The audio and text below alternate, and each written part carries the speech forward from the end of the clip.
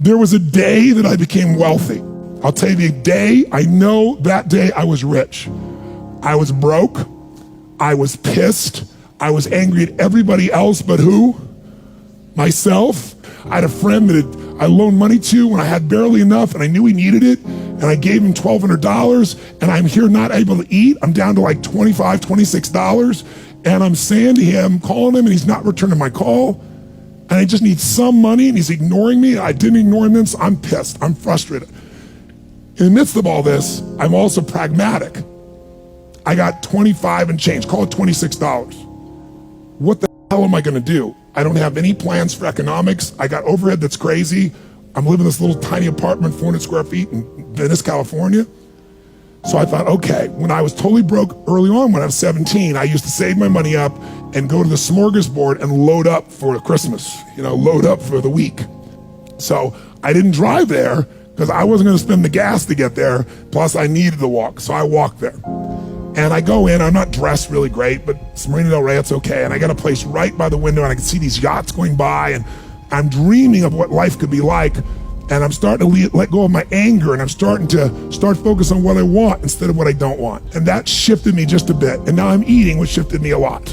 And I got this giant plate stacked up, and I don't know what the amount was, it was like, whatever it was, $6.95, $7.95, right? So I'm gonna do this, I could probably do this 3 or 4 times, right? Somewhere in that range. As I'm finishing my meal, this little boy comes in, dressed in a little suit. And I honestly don't know how old he'd be, probably in the 3rd grade, so maybe 8 years old, 9 years old, something like that. And he opened the door for his mother, and he came over and he pulled out the seat for her, and she sat down. And she was a pretty lady, but as pretty as she was, I was totally obsessed by this boy. He had presence at 7 or 8 years old. And it moved me. I don't know why, it moved me. And I thought, this kid is like pure. I want him to always be this way. He's such a good kid, he's a giver. So I got up and I paid for the meal, and whatever it was, $6, $7. So now I've got whatever left, $17, $18, $19. And I walk up to this little boy, and I said, excuse me. And I said, I just want to acknowledge you for being such an extraordinary gentleman. I said, I saw the way you treated your lady, how you opened the door, how you pulled the chair out. I said, that's class. I said, my name's Tony, what's yours? I don't honestly remember his name, Charlie or something. And he looked up at me and I said, Charlie? I said, that's amazing, taking your date out for a lunch like this. He goes, well, actually, she's my mom. And I said, that's even more cool. And he said, oh, but I'm not taking her lunch because I think he said he was 8. I said, oh, yes, you are. I had no plan for this. I just reached in my pocket, I took all the money I had left, $17, $18, $19, and I put it on the table. I said, you're taking her to lunch. He looked up at me and he goes, I can't take that. I said, sure you can. He said, why? Because I'm bigger than you are. And he smiled real big, and I didn't even look at his mom. I just turned and walked away. And I didn't walk out of that door. I flew home. I should have been freaking out. How the f am I gonna eat?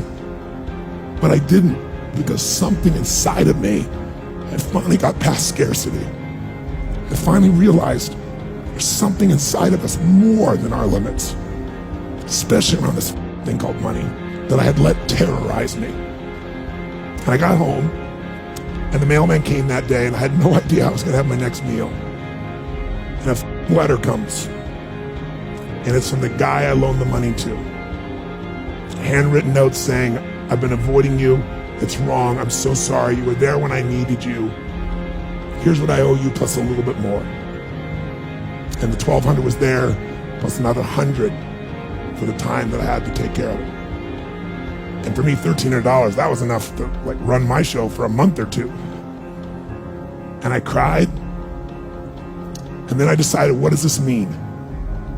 And I thought, this means that whenever you give, it's always gonna come back, so you don't have to ever think about that again.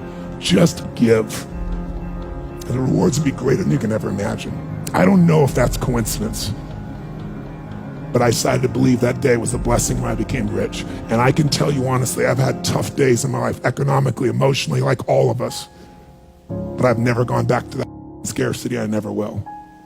The secret to living is giving. Do it when you don't have it, and I promise you, scarcity will leave your life.